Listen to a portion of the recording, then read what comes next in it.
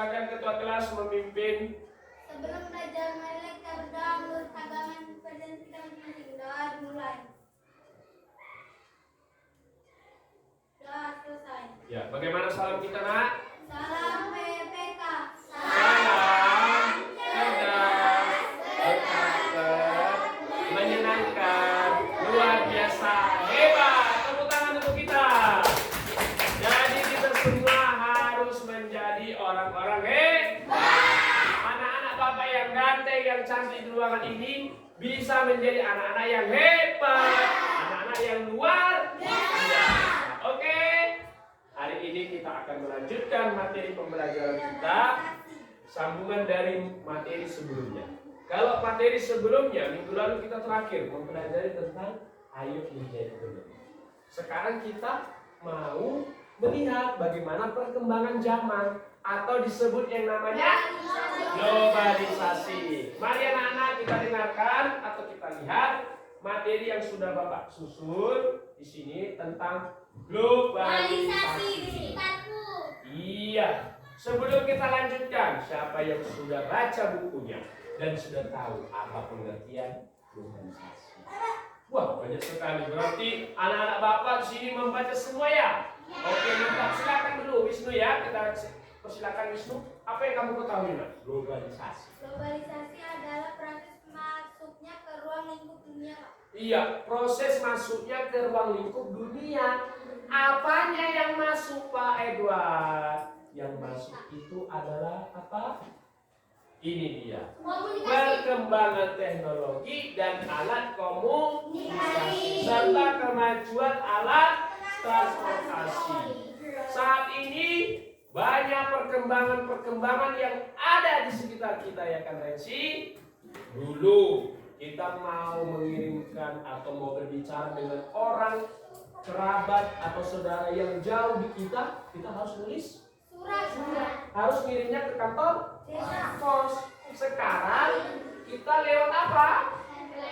Telepon. Kalau kita mau perlu ngomong ke saudara di tempat jauh, kita tinggal telepon. Kalau kita pengen lihat saudara kita, lihat wajahnya, kita ngapain? Atau video dari HP kita. Itulah perkembangan teknologi dan alat komunikasi. Yang kedua, kalau kita pengen pergi dari Sukasari ke Medan atau ke Jakarta, ya kan, ke Jawa. Sekarang kayak Dini kemarin, Dini sudah merasakan langsung teman kita ya kan, pergi ke Jawa. Kalau naik bus udah berapa hari? Coba kita tanya, Dini naik apa ke Jawa? Naik pesawat. Berapa jam nggak nyampe? Sebentar atau lama? Sebentar, hanya 2 jam nyampe ke Jawa. Tapi kalau naik bus berapa? Naik bus. Lama atau cepat nyampe nya? Mau 3 atau 4 hari. Tapi kalau naik pesawat dari Kuala kamu, cus terbang, nyampe hanya 2 jam. Ya kan? Ya kan Ciko? Naik pesawat. Artinya apa? Perkembangan alat transportasi memajukan atau mempercepat kita sampai ke tujuan. Oleh sebab itulah perkembangan teknologi dan komunikasi itu memudahkan kerjasama kita dengan anggota negara ASEAN. Paham sampai sini? Biar kita lihat. Nah, ayo baca perkembangan penyebab kerjasama negara anggota ASEAN apa? Ada 3. Ayat pertama. 2.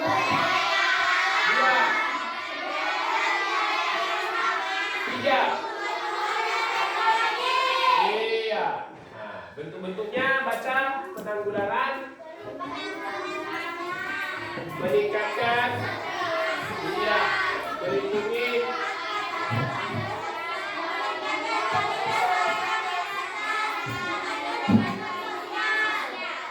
kalau ada bencana contohnya. Terakhir bencana di mana yang terakhir ini? Di Sukasari. Bencana di Sukasari ada. Yang bencana apa? Gempa bumi tsunami. Gempa bumi yang ada di Kabupaten Tapanuli Utara. Kalau Bapak Gubernur mau menyampaikan bantuan, dia tinggal pakai helikopter, nyampe ya ke Tapanuli Utara, sampai dia ke tujuannya dengan cepat. Kalau pakai jalur darat mungkin pakai waktu yang lama. Itu artinya bentuk-bentuk kerjasama ini yang 5 ini bisa dipermudah dengan perkembangan apa tadi? Perkembangan transportasi dan perkembangan komunikasi. Jadi ada manfaat globalisasi itu terhadap kerjasama negara anggota ASEAN supaya bentuk kerjasamanya itu bisa terlaksana dengan baik, dengan efektif dan efisien. Paham?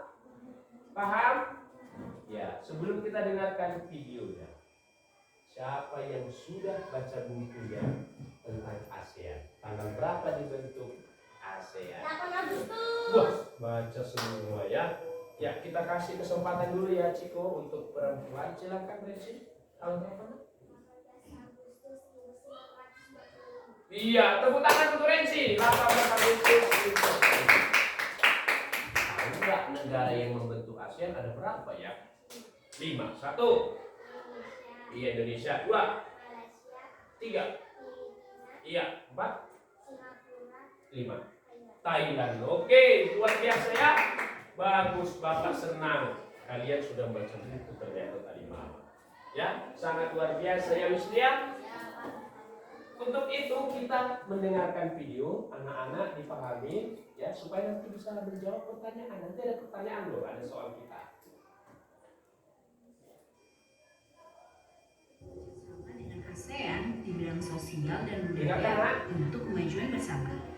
ASEAN dibentuk di Bangkok, Thailand pada 8 Agustus 1967 dengan 5 negara yaitu Indonesia, Malaysia, Filipina, Singapura, dan Thailand. Tujuan kerjasama ASEAN di bidang sosial dan budaya agar menciptakan kerukunan dan kemajuan bersama. Kemudian pada 7 Januari 1984, Brunei Darussalam menjadi negara pertama yang bergabung dalam ASEAN selain 5 negara tersebut. Lalu disusul dengan Vietnam, Laos, Myanmar, dan Kamboja yang bergabung dalam ASEAN dari tahun 1995 sampai 1999. Tujuan lain dari ASEAN adalah untuk membangun kerjasama aktif dan saling membantu dalam hal-hal yang menjadi kepentingan bersama. Berikut ini contoh dan bentuk kerjasama ASEAN dalam bidang sosial dan budaya. Sebelum kita lanjut videonya, jangan lupa klik tombol subscribe dan tombol loncengnya ya. Kerjasama bidang sosial dan budaya ASEAN dilaksanakan oleh Komite on Social Development.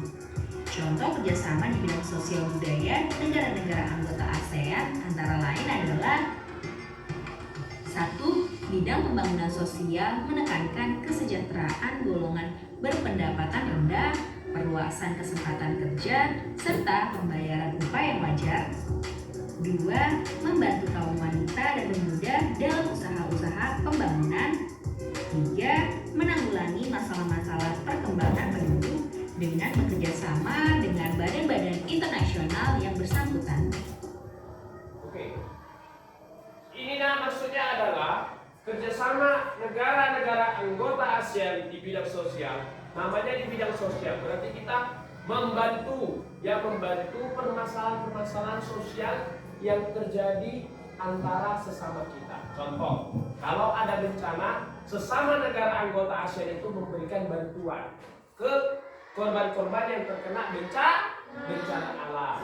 Nah, yang ini dia tiga, menanggulangi masalah-masalah perkembangan penduduk dengan bekerjasama dengan badan-badan internasional yang bersangkutan. Begitu dengan yang perempuan, membantu kaum wanita dan pemuda dalam usaha pembangunan. Jadi ada di daerah-daerah negara anggota ASEAN yang perlu dibantu kehidupan sosialnya, itulah peran serta negara anggota ASEAN. Yang banyak tadi sudah dijelaskan kan?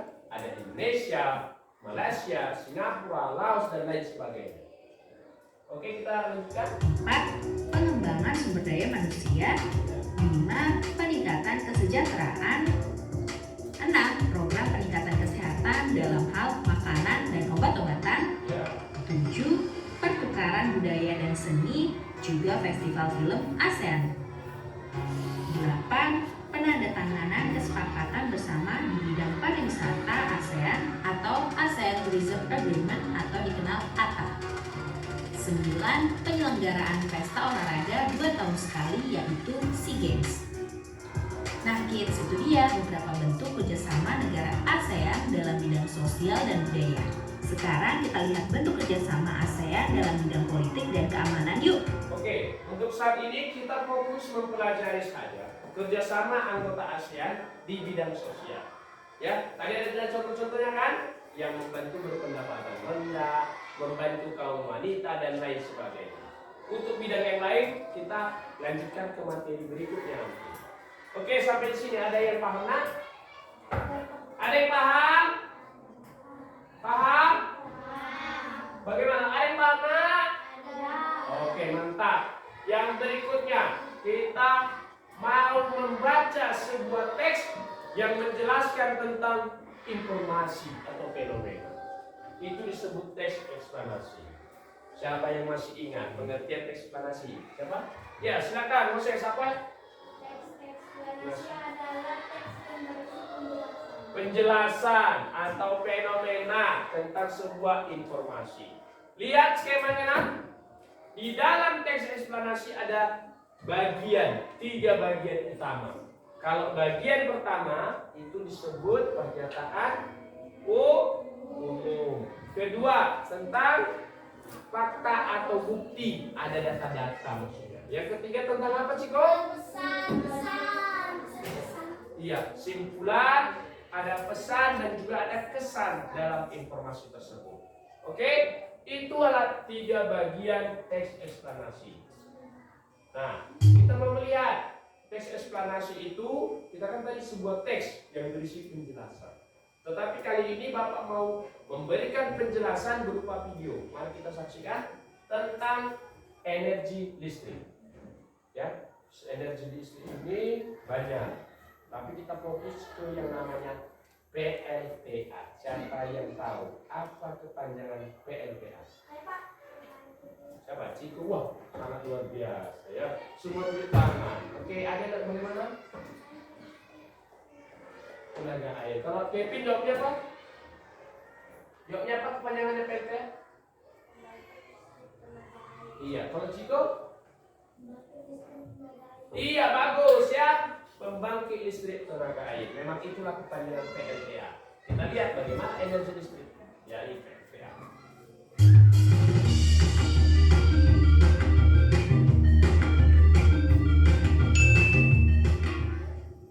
Proses menghasilkan dan menyalurkan energi listrik.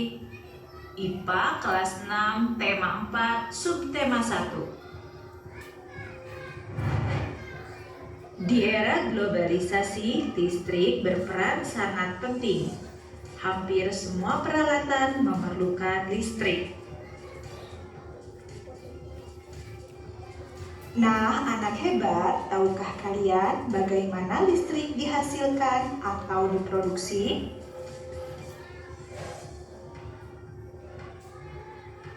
Listrik diproduksi atau dihasilkan oleh pembangkit energi listrik. Energi tersebut bisa berupa air di pembangkit listrik tenaga air atau PLTA, uap di PLTU, gas di PLTG, uap dan gas di PLTGU, panas bumi di PLTP, nuklir di PLTN, diesel di PLTD. Untuk PLTD, sumber energinya dari BBM seperti solar. Nah, anak hebat, di pusat pembangkit tenaga listrik tersebut dihasilkan oleh sebuah alat yang dinamakan generator. Apa namanya? Generator digerakkan oleh turbin dari bentuk energi lain. Jadi, fungsi dari generator ini mengubah energi gerak dari turbin menjadi energi listrik. Energinya bersumber dari energi yang kita sebutkan tadi ya. Setelah diubah menjadi energi listrik, kemudian listrik akan mengalir menuju pemakai melalui saluran transmisi. Paham ya? Nah, anak pintar, sekarang kalian sudah tahu kan bagaimana listrik diproduksi? Untuk lebih jelasnya, mari kita pelajari bagaimana listrik dihasilkan melalui salah satu pembangkit listrik, yaitu pembangkit listrik tenaga air. Iya, fokus kita hari ini PLTA. Bagaimana listrik dihasilkan dari pembangkit listrik tenaga air? Mari kita pelajari cara kerja pembangkit listrik tenaga air. Yang pertama, PLTA memanfaatkan energi air yang mengalir. Kedua, aliran air dialirkan melalui pipa-pipa khusus untuk menggerakkan turbin, seperti pada gambar. 3. Gerakan turbin tersebut nantinya akan diubah menjadi energi listrik di dalam generator. 4. Energi listrik dialirkan melalui jalur transmisi menuju pemakai, baik rumah, perkantoran, maupun industri. Nah, anak hebat, seperti itulah listrik dihasilkan dari pembangkit listrik tenaga air. Selain dihasilkan dalam skala besar, listrik juga dapat dihasilkan oleh pembangkit listrik dalam skala kecil. Pembangkit listrik yang menghasilkan listrik dalam skala kecil disebut pembangkit listrik Oke, ini usah kita lihat karena kita fokus kepada PLTA. Pembangkit listrik tenaga air. Kalau anak-anak lihat di buku kalian ada di halaman 8, itulah yang baru saja kita dengarkan penjelasannya. Jadi ada alat-alat yang berperan. Tentunya yang namanya PLTA, tentunya yang dipakai apa? Kalau untuk sumber energi listrik, yang dipakai apa? Bersumber dari mana listrik? Iya, dari air. Namanya PLTA, pembangkit listrik tenaga air. Jadi sumber listriknya dari air. Kalau PLTU, pembangkit listrik tenaga uap, jadi sumber listriknya dari uap gitu. Jadi tadi kita lihat bahwasanya ada air mengalir, digerakkan menggunakan apa? Turbin. Ini dia. Siapa tadi menggerakkan? Turbin. Ini. Si turbinnya mana turbinnya? Turbin. Nah, nanti diolah ke generator. Biasa kanal listrik. Ini kan kabel listrik. Ini kan air mengalir ini kan? Iya kan? Betul? Ini gambar air mengalir, ini ada pipa. Disini dia diolah pakai turbin. Oke? Bisa nak? Oke. Terima kasih. Jadi itu aja materi kita hari ini anak-anak. Jadi ada tugas nih, udah kita pelajari. Atau ada pertanyaan sebelum Bapak kasih tugas? Ada pertanyaan? Gak ada? Oke. Untuk mereview atau Bapak mau melihat bagaimana kalian menerima pelajaran yang Bapak sampaikan, ada tugas nih. Ayo, silakan ditulis. Tulisnya, buka bukunya, tuliskan soal, cari. Nanti satu persatu Bapak tunjuk. Jadi ada 3 orang Bapak tunjuk nanti. Mana bukunya, Moses? Ini. Tulis, ayo. Waktunya hanya 5 menit. Iya, 5 menit. Ayo tulis. Tuliskan definisi pulpennya. Pulpennya. Mana pulpen? Pulpen mana? Di mana? Tas.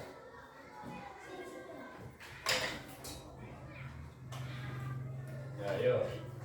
4 menit lagi.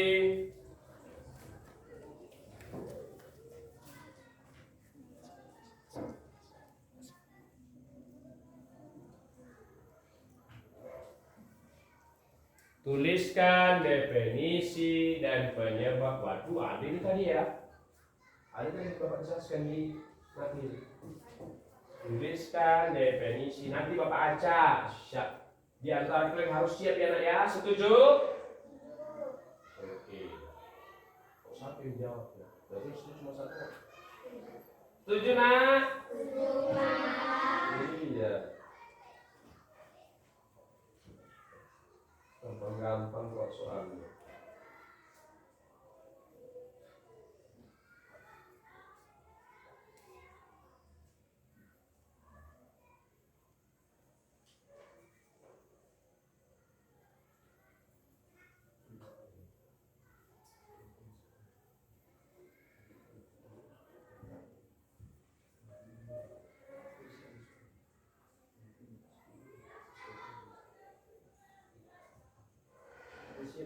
jelaskan tulisannya. Jelas apa orang ketika nih. 3 menit lagi. Pak cantik tulisannya ya. Iya. Nanti di antara kalian Bapak ambil 3 orang maju ke depan. Wah, untuk membacakan jawabannya. Karena ini gampang ya kan? Tadi kan sudah kita lihat penjelasan dari materinya kan gitu. Bisa? Iya, Bapak rasa sudah bisa dijawab. Nomor 1. Nomor 1.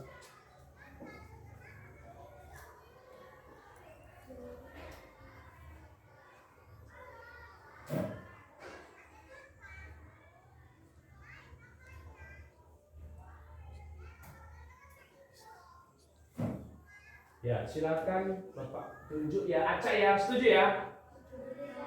Ciko, maju nomor 1. Gampang loh nak. Tadi kan dijelaskan kan di materi. Ya.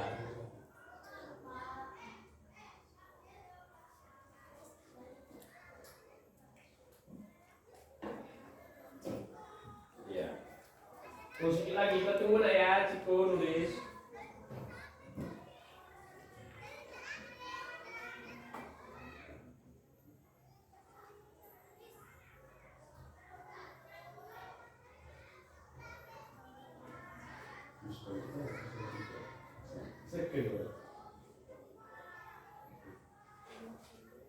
Wah, udah siap nih ternyata. Ayo maju nak, Ciko, ayo. Waduh, sini, maju di depan sini. Sini pun boleh. Gak apa-apa, silakan nak. Nomor 1 aja, nomor 2 temannya gantian. Siap-siap. Di antara kalian nanti Bapak tunjuk nomor 2 siapa. Gak ada yang tahu itu. Iya, bawa bukunya nak, gak apa-apa. Suara aja, gak apa-apa. Kan Ciko udah siap nomor 1 kan? Iya. Perkenalkan dong, namanya siapa? Siap. Hai teman-teman, nama saya. Nama saya Ciko Wastian Pratama. Saya akan menjawab soal nomor 1. ya, bacakan soalnya tadi Pak. Kan Ciko tulis tadi pertanyaannya, tuliskan. Iya. Tuliskan definisi Ya. dan Penyebab. penyebab dari globalisasi. Iya, jawabannya apa nak? Silakan. Globalisasi adalah proses masuknya perubahan lingkup dunia akibat adanya perkembangan teknologi dan komunikasi serta kemajuan alat transportasi untuk memudahkan kerjasama antara negara. Iya, tepuk tangan untuk Ciko, sudah luar biasa menjawab. Silakan untuk Ciko. Nomor 2. Siapa ya Bapak tunjuk? Ya, Dini. Silakan Dini. Bapak acak ya, nanti siap-siap. Ini nomor 3 laki-laki atau perempuan ya. Oh, nomor 2. Ada kemarin sama kayak Ciko tadi. Hai teman-teman, perkenalkan. Nama saya akan menjawab soal nomor. Ya, pertanyaan apa? Bagaimana hubungan PLTA dan globalisasi di Indonesia? Ya, jawabannya. Bahwa dengan adanya PLTA maka dapat memudahkan penggunaan energi listrik berasal dari air. Iya, itu aja nak. Oke, tepuk tangan untuk ini. Sudah bagus jawabannya, silakan duduk. Nomor 3 siapa yang bersedia? Siapa? Naila, silakan Naila. Saya Pak gitulah, itu sama madu. Naila madu-madu sama Bapak. Ya sini nak. Berat kaget ya. Hai teman-teman. Perkenalkan. Ya. Menjawab soalnya. Pertanyaannya apa nak? Manfaat PLTA bagi kehidupan manusia. Iya. Manusia dapat memanfaatkan energi listrik yang bersumber dari air dengan cepat dan efisien. Iya, tepuk tangan untuk Naila. Wah, anak-anak Bapak hebat, yang ganteng, yang cantik di sana luar biasa, ya. Sudah berhasil memahami tentang globalisasi di sekitar kita. Jadi, sebelum kita menutup pelajaran, Bapak mau menyimpulkan pertemuan kita hari ini. Yang pertama, globalisasi itu adalah proses masuknya ruang lingkup ke sekitar kita, masuknya perkembangan teknologi, masuknya perkembangan komunikasi dan transportasi untuk mempermudah kerjasama anggota ASEAN. Yang kedua, anggota ASEAN itu ya terdiri dari beberapa negara. Ya, ada Indonesia, Malaysia, sebutkan Renzi lagi. Indonesia, Malaysia, Filipina, Singapura, dan Thailand. Iya. Yang poin yang ketiga yaitu PLTA. PLTA apa dari kepanjangannya? Aden? Siapa yang menggerakkan PLTA tadi namanya? Turbin. Turbin. Setelah turbin masuk ke? Iya, benar. Masuklah menjadi listrik. Oke, sampai di sini paham nggak ya? Paham? Nah, satu lagi, silakan nanti PR-nya di rumah buka bukunya halaman 9 nomor 1 sampai dengan nomor 5. Coba dibuka, sudah lihat? Ya, halaman 9. Oke? Sudah dilihat nak? Sudah nak? Oke, sebelum pulang silakan ditutup oleh Pak Ketua. Sebelum pulang ada lagi kita doa dulu.